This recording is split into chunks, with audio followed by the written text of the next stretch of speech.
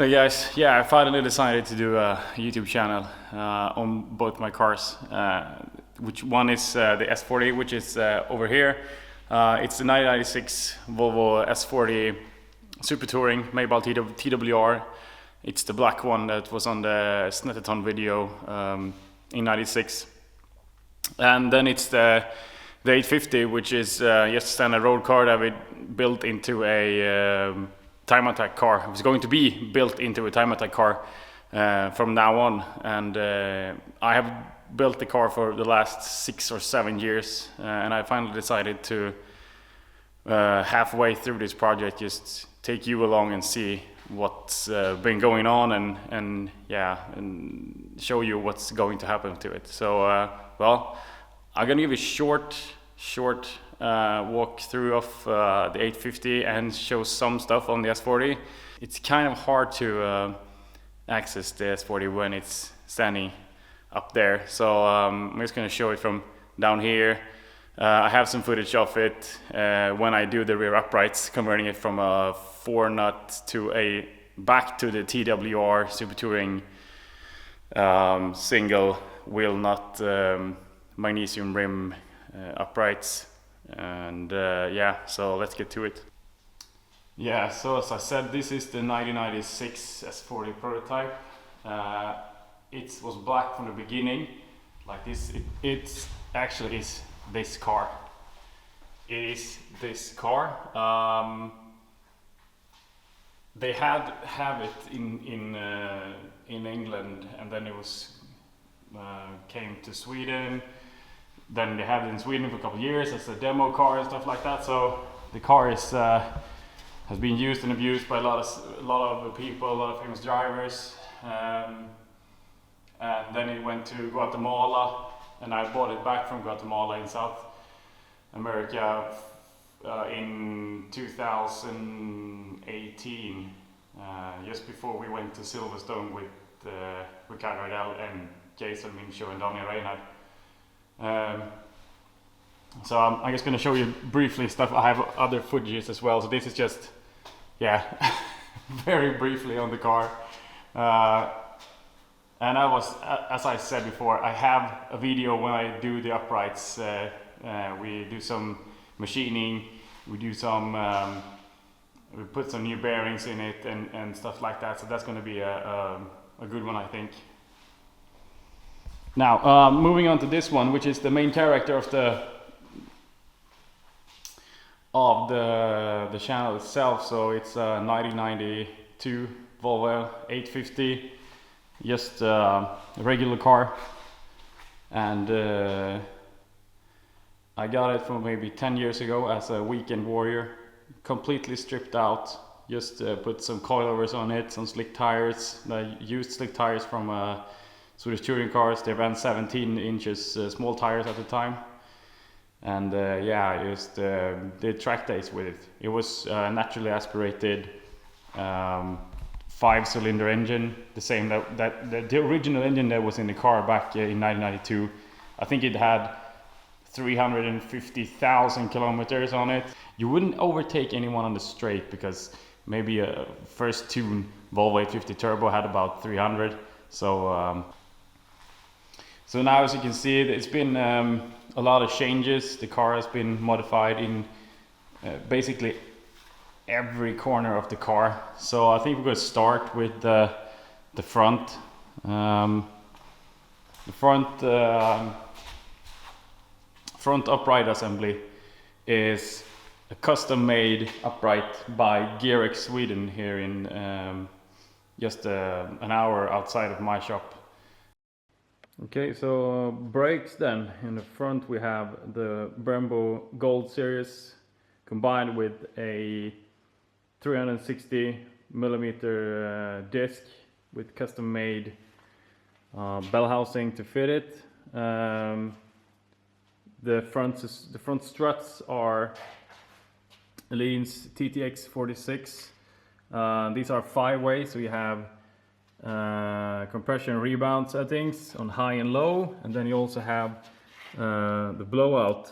Just a mock-up spring to see if we can have any, so you know what height we have to have on the car. Yeah, and yeah, I can show you the engine. It's quite empty at the moment. So just take it's a fiberglass hood. So yeah, just take the hood off. Yeah, under the hood it's pretty non-standard as well. The engine itself has been moved backwards a bit and then raised up. The original position is, I think it's about 12 degrees leaning backwards. Now we have length, if it's like 2 degrees now or something like that, just so much that we can fit a bigger turbo and we can fit the gearbox. The gearbox has been a problem with layout and packaging. So yeah, I'm gonna show you the gearbox in a minute. It's not the standard one. It's a better one. And we have custom strut towers, trying to make the cage go everywhere through the strut towers and stuff like that. So, and even we have some reinforcement going from strut towers down to the subframe and everything. So it's gonna be as stiff as possible. We run a BorgWarner 8374 internal gate 084 housing, aftermarket manifold. The engine itself that is here right now, it's not the version that's going to be in the car. This is just a mock-up engine to see everything fits. Maybe we should do doing a reverse intake as well.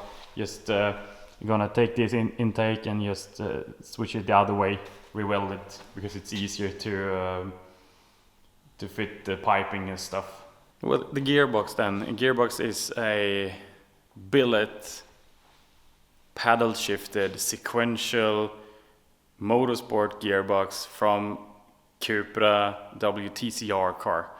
It was made bespoke to our preferences with the billet housing instead of the cast one, and yeah, now it's in bits and pieces right now. I'm going to show you this. So basically what it is it's over here, just taking the two pieces apart. So we have the standard final drive that comes with the gearbox. That's the one that TCR cars use, and we have the one we are going to use, which is a slower version of the gearbox. So the final drive is now taken down from, I think it's 315 kilometers an hour to about 273 or something like that, 276. The difference is we're gonna rev our car to about 8,500 RPM. So the 5-cylinder engine is really gonna sing. But the TCR cars, they have I think it's a rev limit of about 6,000, because they use a standard engine. It's a bone standard engine from Volvo, from Honda, or something like that when they use. So they, for economy and from rules, they have a RPM limit of about 6,000 RPM. So they need a longer gearing to make sure they have one, because I think they only can have one gearing for the whole calendar. So they have the same gearing, then they just no, this is not the same gearing, the same final drive, and then they change gearing up and down in 1 and 2 stages. So we have the gearing itself is here underneath this bag. So it's just straight cut gears. So paddle shifted, everything is done by air. So we have a compressor that has 10 bars of compressed air, and then you flip the paddle, it has a switch, and then just changes the gear. This is the differential. The differential is you can access the differential to set preload outside of the gearbox. We can do that while the gearbox is in the car. And the reason we don't go higher is because we don't have tracks in Sweden that if you don't have like 1,000 horsepower, you need a gearing that's over 300 kilometers an hour, and the amount of downforce we can produce on this car and the drag, because it's a Volvo and it's shaped like a brick, it's not going to be the smoothest. We're not going to glide through the air, so we're going to need all the power we can get from the engine, and then also try to make the car as efficient as possible. So I think you have a drop about 1,500 RPM from first to second to third to fourth, and then to fourth to fifth to sixth it's about 1,000 RPM. So you just stay in that power range of the engine and just use every bit of grunt we can make from the engine. Yeah, and then we have like the rear wing of the car is replica Porsche GT2 Le Mans stuff. It's a fiberglass rear wing like everyone else has. It was a cheap one. I bought it a couple of years ago. I didn't think I was going to put some serious aero on the car. But then a friend of mine who had been to World Time Attack and built the car for World Time Attack, he had his old front splitter laying around in his garage and said, I'm going to move garage. I'm going to move from this garage I'm renting to my own garage in the house I built. Do you want to buy some cool aero? So that is the front aero and front splitter made by Andrew Brilliant from the Revline Porsche that before the first iteration. I have to say this. It's the first version of his aero before he went to World Time Attack. When he went to World Time Attack, he did a new aero, but this is the one he had before. So it's from the beginning. I was just thinking about putting some 12,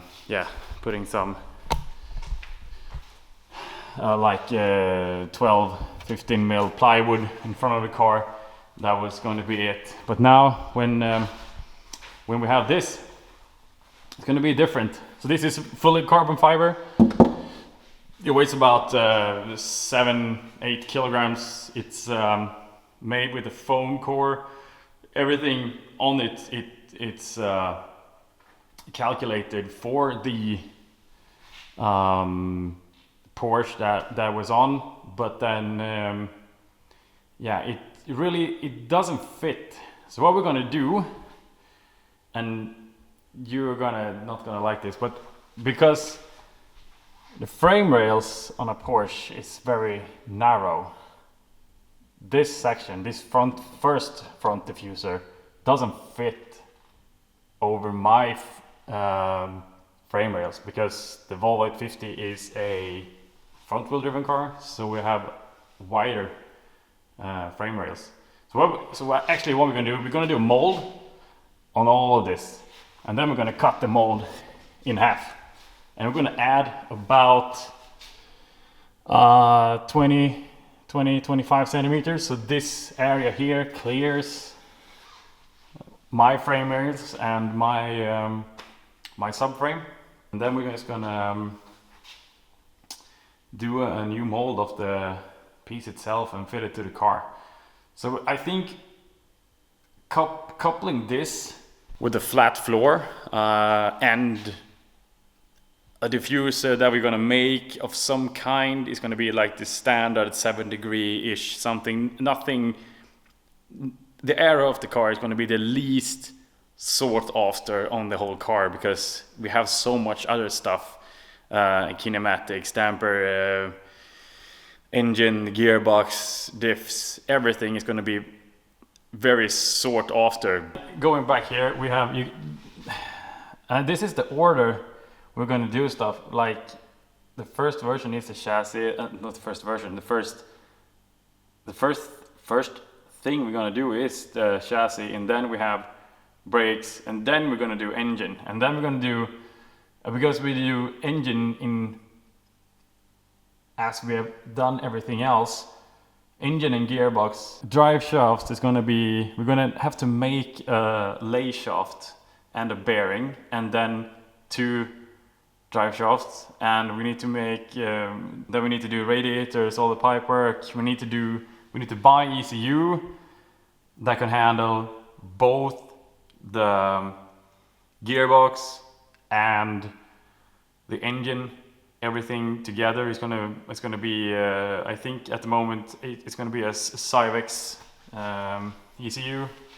We're gonna do some proper wiring on the car, and then we're gonna do a dyno run and an airfield test. So basically what we're gonna do is we're gonna have a car that looks like this with nothing on, just put some doors on and some boot, strap down the bonnet, and just off we go. Because you don't want to have a car that's finished with all the bodywork, and then you see, okay, this isn't working. We need to cut a hole in a hood or to do some vents or stuff like that. So we're gonna drive the car, no paint, no nothing, just try and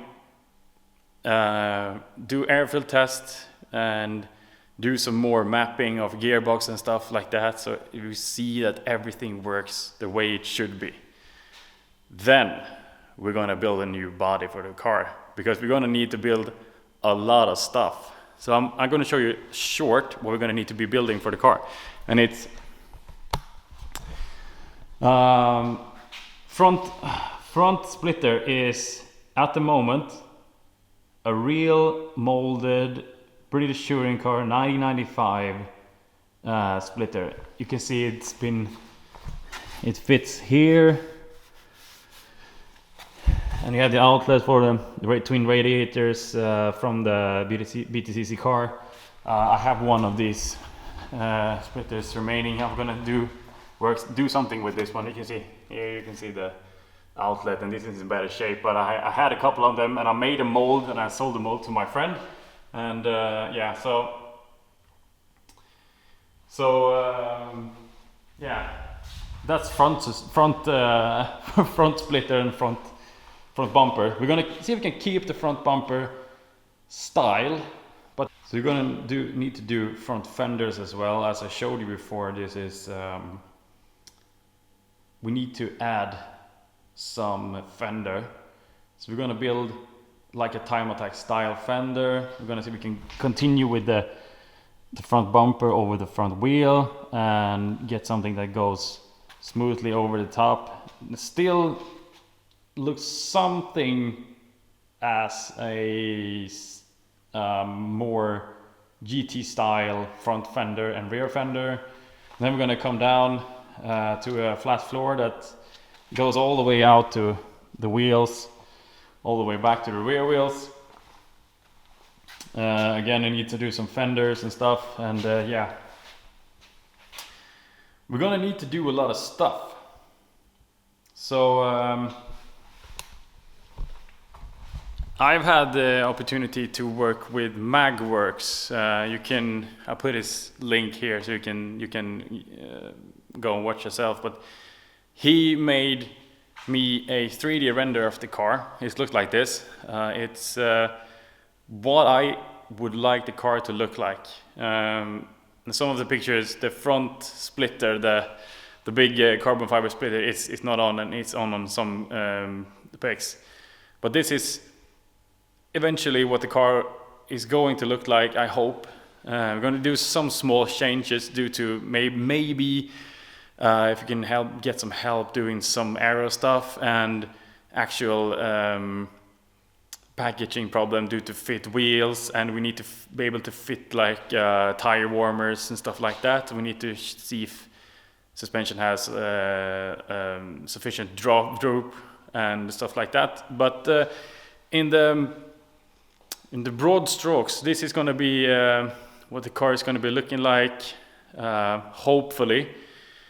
There you have it, a short walkthrough of my not so standard Volvo 850 and some of the stuffs on the S40 as well. yeah, so next time I'll see you. Maybe we can do some actual fabricating and do stuff just like talking. So yeah, thank you. Hope you like what you see. I hope you subscribe and press the thumbs up. You know, all do all the classic YouTube stuff. You know. I'll see you on the next one. Bye.